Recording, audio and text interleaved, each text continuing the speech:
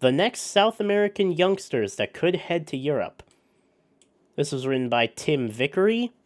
I think I've read an article from him before. Can't remember what it was about, but I think I have. And this is also from ESPN. So yeah, like I said, I thought it would be fun to, look forward at some, potential next hot talents, see who might be making waves in Europe, in the next couple of seasons. Now let's see. There is more than the money of American business John Texter to the resurgence of Botafogo. From the second division to champions of Brazil and South America, and a win over Paris Saint-Germain in the recent FIFA Club World Cup. You also must... Oh yeah, what was it? Yeah, I forgot Botafogo beat PSG in, what was it, the Club World Cup. Yeah, that was crazy. I remember when that happened. That was wild. I did not see that coming, really. Crap. Alright. You also must give credit to the excellence of the club's scouting department.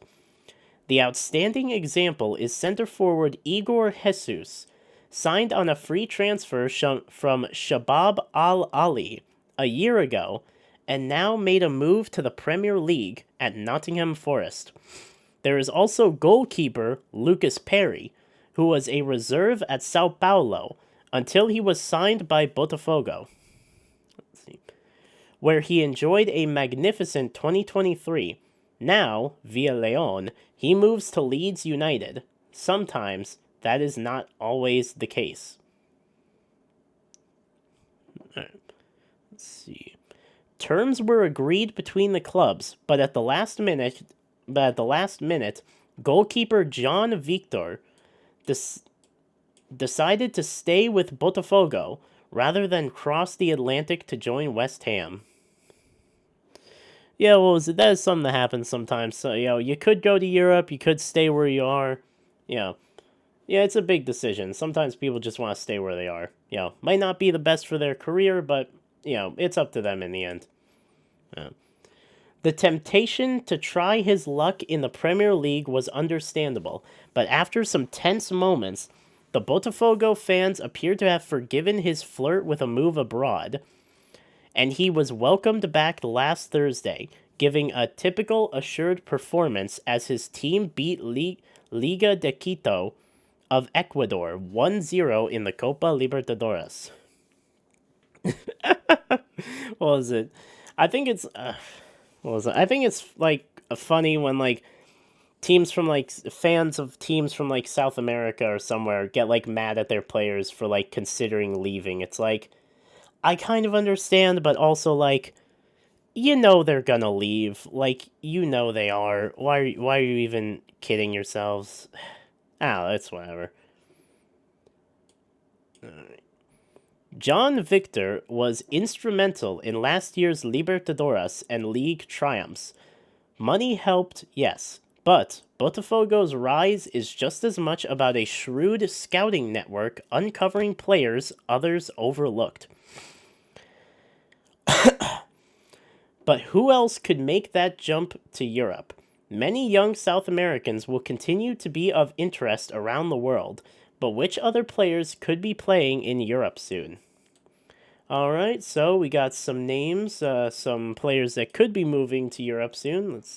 First one, Alvaro Montoro, AMFW Botafogo. Okay, so he's an attacking midfielder / forward. Let's see. Right. Europe, of course, signs the brightest Brazilian prospects, and increasingly, Brazil is doing the same to its neighboring nations. Montoro came up in the ranks with Vélez Sarsfield in his native Argentina.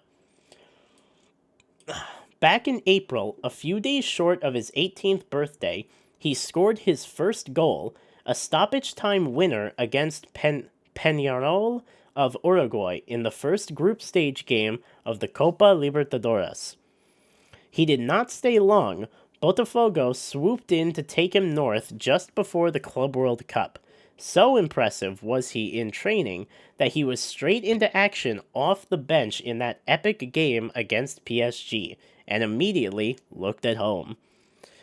Yeah, what was it? I'm not sure. I don't think I actually watched that game. I think, what was it? Yeah, I don't think that game was on TV. It was on like that streaming service. But yeah, from what I heard and what I have seen of the game, this kid looked pretty good. All right. Subsequently, he has been making a big impression in the side now coached by David Ancelotti, son of Carlo. Oh wow, that's great. They're both coaching in Brazil now? Huh. I didn't hear about that. God. In days gone by, Montoro might well have been the second striker in the traditional 4-4-2 formation. At the moment, though, he was being used more on the flanks either side, but especially the left. Cutting in on his stronger foot with a low center of gravity, the ability to suddenly stop and switch the play, and the vision to see options around him. There is the swagger of talent about Montoro. He knows that he belongs at the level, and he is also prepared to put in a defensive shift, working back down the touchline. Montoro looks destined for interesting things. He is unlikely to stay in South America for too long. Let's see. Botafogo will certainly be planning a transfer at some point, and it might be a long shot, but in the corner of his eye, Montoro may even be dreaming that a successful Libertadores campaign might help him crash his way into Argentina's squad for next year's World Cup. I'm not sure about that one. I feel like yeah, I feel like Argentina's like forward line is kind of packed at the moment. I'm not sure if I would hold my breath for that one. But what was it? It's good to dream, He could do it, He is pretty good from what I've seen. So yeah, who knows? It's good to dream. Let's see. Next up, Kevin Lomonaco. He's a center back from Independiente. A player who is very much in the mind of Argentina national team coach Lionel Scaloni is center back Lomonaco.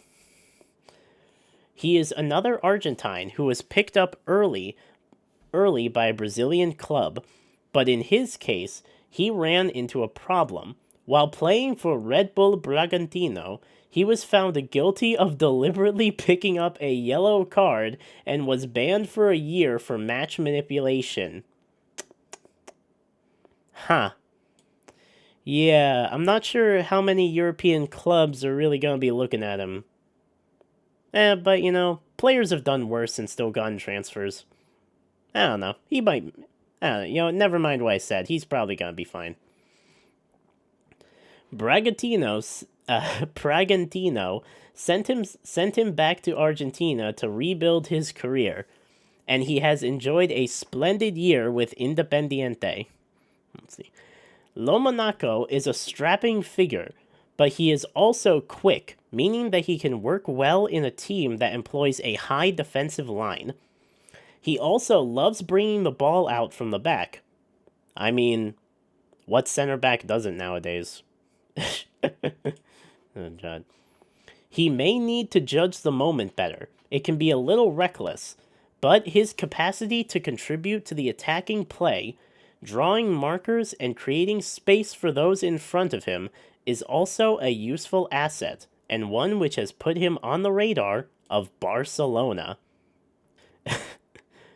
This is a delicate moment for the 23-year-old. Lomonaco has recently been introduced to the senior Argentina squad. Oh, he has? Alright, well that's great. Alright.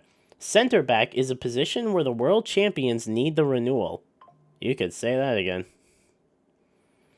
They still have the same defensive unit as the one that continually threatened to collapse at the World Cup in Qatar.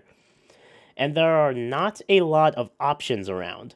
Perhaps surprisingly, earlier this week he was left out of the squad for the last two matches of World Cup qualifiers. Lomonaco has a real chance of playing his way into contention. A move now might prove unsettling, and this is not a time when he would want to be kicking his heels on the bench as he beds himself in new surroundings.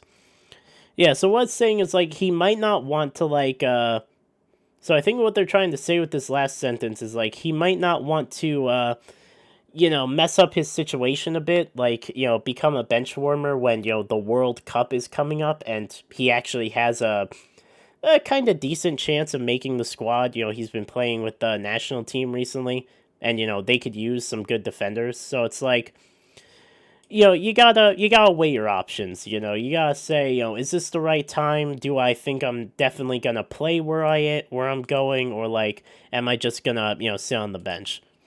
There's a lot of things you have to take into consideration for a transfer, especially if you're a young guy, who's trying to really get your career off the ground.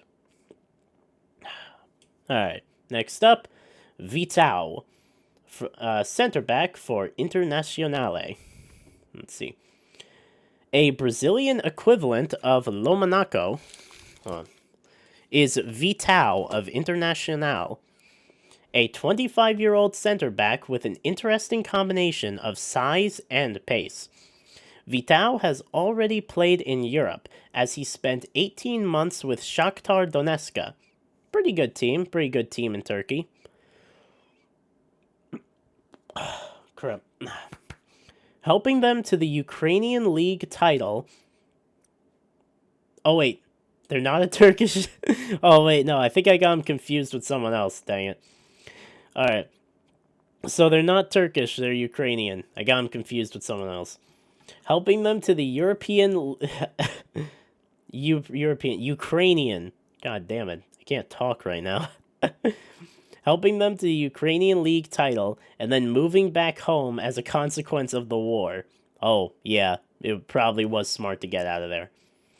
He nearly went to Spain last year, but the attempt of Real Betis to sign him fell foul of financial fair play restrictions. Sevilla are currently showing an interest, and it is easy to see why. Vitao is tall and combative, but also quick enough to play in a high defensive line.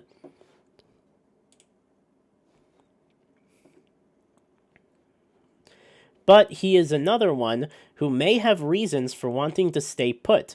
Vitao has represented Brazil at many youth levels, but with fierce competition for a place, has not been selected for the senior squad.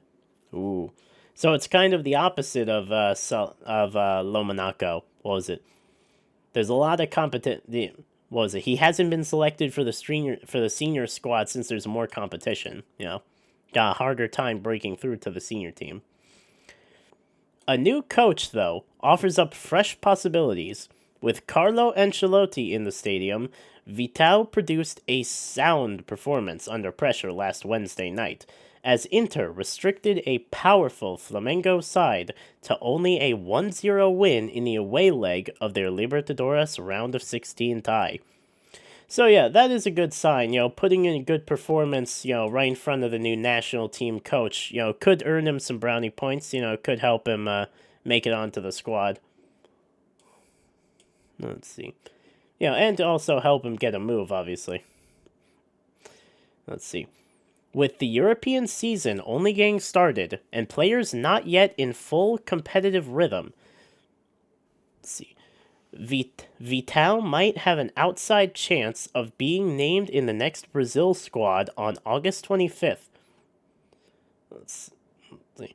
Turkish giants Galatasaray are reported to have sent people to watch him this week, when elimination from the Libertadores could speed his departure. So yeah, apparently Galatasaray are watching him. Obviously one of the bigger teams in Turkey. And what was it? Yeah, it could be a good road into Europe. So yeah, we'll have to watch this kid, see how things turn out, see if he actually does move to Turkey. That would be good for him. All right. So let's see. Next up, we have Darwin Guagua, an attacking midfielder from Independiente del Valle. All right. Another with his sights set on the 2026 World Cup is the Ecuadorian attacking midfielder Guagua. He plays for the extraordinary Independiente del Valle club, which has produced the likes of Moises Caicedo, William Pacho, and so many of the Ecuador national team. That's a good sign coming from a team, that produces a lot of national team talent. All right. If anything, Guagua's rise has been even more meteoric.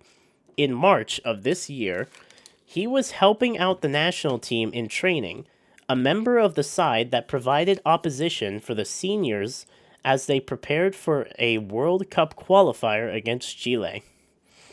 Alright, so he didn't play for the senior team, but he did, help the senior team train, which is a good sign. Let's see. Coach Sebastian Becaccesa was so impressed that he leapfrogged Guagua from sparring partner straight into the starting lineup at the age of 17. Oh, okay, so he did play with the senior team. Before he had even played a first team match for his club, that was surely premature and gave rise to plenty of mystified gossip. But over the last month, Guagua has been given his chance with his club, sometimes from the start, others from the bench. Alright, so he's been playing more with his club. Well, that's also a good sign. Let's see. Guagua has been played on the right wing, but has probably been most effective when moved a few yards infield, from where he has been scoring his first goals and showing a sinuous talent and the capacity to attack vulnerable spaces in the opposing penalty box. Let's see. Guagua turns 18 in November. Independiente del Valle are a club known for developing talent and making transfers, so it seems unlikely he'll stay there for long. Alright, so he's at a team, known for moving along players easily. That's a good sign. And after an extraordinarily dramatic night on Tuesday, the club are through to the quarterfinals of the Copa Sudamericana, the continent's Europa League equivalent. The closing stages of the competition could give Guagua the platform for a move in January. Alright, so he's got a big tournament coming up, the Copa Sudamericana. Alright, this is a good chance for him to show out. They're bound to be, They're bound to be, scouts there from European teams. It's always good to show out in these tournaments. So yeah, have to watch that, see how he does. And next up, let's see, I think this is the last one for this article. Marino Hinestrosa, attacking midfielder for Atlético Nacional. Where, if anywhere, is Colombia's Hinestrosa going to go in the next few weeks? The 23-year-old has already been on a global tour, playing in Brazil, the United States, and Mexico, before settling and playing the best football of his career back home with Atlético Nacional of Medellin. Oh, alright, so he's he's been to a few different places already. And he's 23. That's not exactly young. I know 23 isn't exactly old. Obviously that's still pretty young. He's still got time to, do big things, make a big move. But, obviously, that is still pretty much an adult. So it's I'm not sure he necessarily belongs on this list. Alright. But, that's just my opinion. The attacking midfielder was in scintillating form in the group stage of the Libertadores. Operating wide on the right, he was bullet fast, full of tricks, able to attack the defender on either side, and in addition to providing a goal threat, was also an efficient supply line for the central strikers. So, according to the way he's describing it, sounds like he pretty much does everything you want an attacking midfielder to do. So, yeah. What was it? So yeah, sounds pretty good so far. Ah, crap. Let's see. The best player in domestic Colombian football. Oh, that's what was it? That's big praise. He has forced himself into contention for the national team at a very interesting moment. Let's see. The formula of coach Nestor Lorenzo, with a disciplined midfield supporting the talent of James Rodriguez, worked very well for a long time. It hasn't been working too well recently. But after defeat to Argentina in the final of last year's Copa America, the wheels have come off. I love whenever I say something and I read ahead and the article says it too. It's like, maybe I should just stop talking. Crap. After 6 games without a win, Colombia have not yet sealed its place in the World Cup. Let's see. Hinostroza could become an important part of a new mix. But where will he be playing? He might have sealed his own fate on Tuesday night. The team's round of 16 Libertadores tie against Sao Paulo went to penalties. Hinostroza hit the bar with a vital kick, and his side was eliminated. Oh, that is not good. That is really not good for a player's confidence. And it's not good for, other people's confidence in them. Like that can really have some bad effects on a player. So yeah, let's just hope he bounces back. Had they gone through to the quarterfinals, there would have been plenty of pressure to keep hold of him until the end of the year. However, a transfer is now more likely. Alright, so I guess there's a bit of an upside. If they had gone through, the club might have been, had a harder time letting go of him. But now, they might be a bit more willing to sell him. So, maybe it'll work out well for him in the end. So yeah, that was pretty much all I had to say about this article. I just thought it was, interesting to look forward, see what young players could break through in the next couple of seasons.